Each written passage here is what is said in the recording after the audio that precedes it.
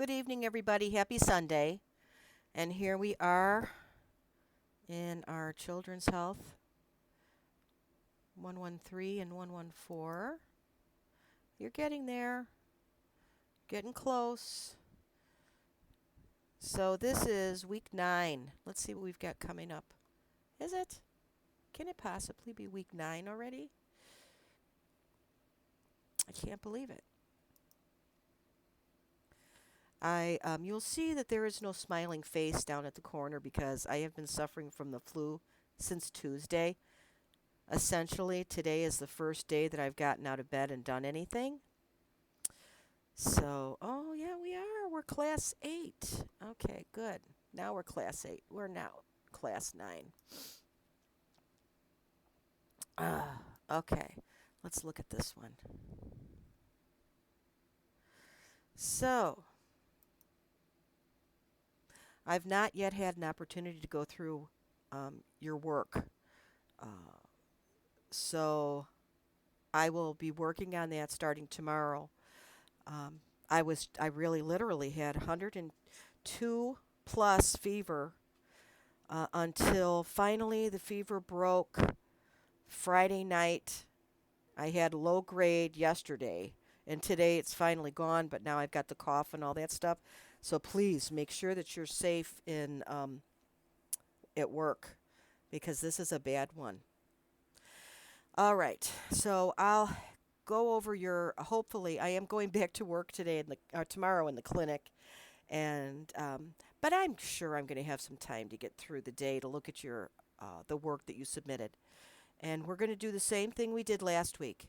I think that you guys get a lot more out of these clinical rounds discussions than anything else. I've utilized this format in my women's health class, and not only do you guys learn stuff, but I learn stuff as well too. So I think it's very, very helpful. So let's look at this week. We're looking at pediatric gastrointestinal stuff, and this can range from benign conditions like functional constipation to more serious disorders like echolalia, Hirschsprung's disease, and intestinal pseudoobstruction. So, performing diagnostic evaluations and interpreting motility assessments in children presents a unique challenge and is complicated by a dearth of control information. Underlying GI development, maturation, technical challenges, like catheter size limitations and patient cooperation. Primary diseases such as congenital pseudoobstruction or Hirschsprung's disease occur more often in children, but in adults, abnormal motility may be secondary to other processes. Diagnostic studies include radiology, manometry, breath testing, myoelectrical testing, and histologic evaluation. Although recent advances in technology, genetics, and biology are making an important impact and have allowed for a better understanding of the pathophysiology and therapy of GI motility disorders in children, further research needs to be added.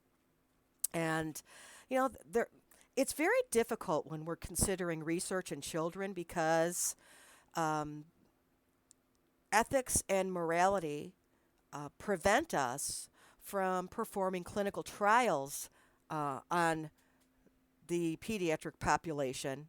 And the pediatric population is so different from the adult population or the geriatric population.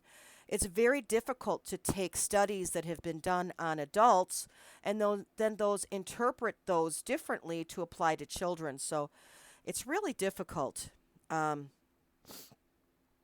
for upcoming a new treatment in children where GI stuff is concerned.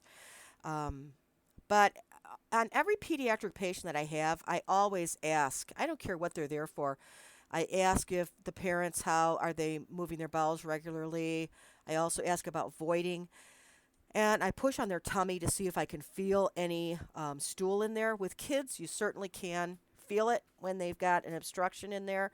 Now, um, many children suffer from chronic constipation. I've been amazed at how many children I have come in the clinic.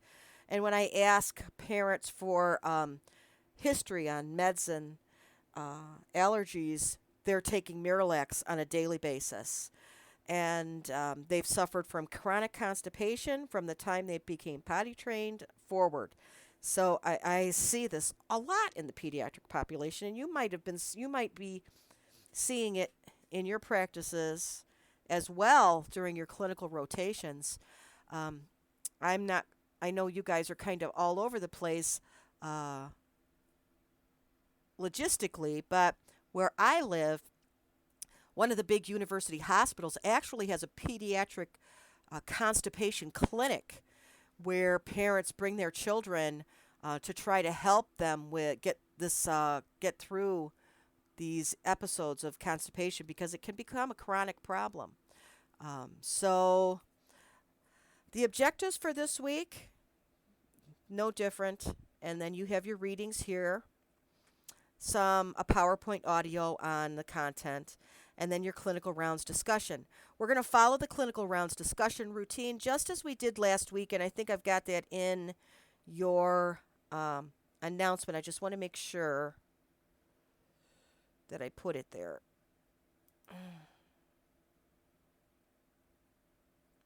Because last week, believe me, is a um, blur. I was so sick. And I know my kids say, Mom, why didn't you go to the doctor? Why didn't you go on Tamiflu? Well, I will next year, that's for sure. Okay. Oh, yes, good, because I gave you the example also.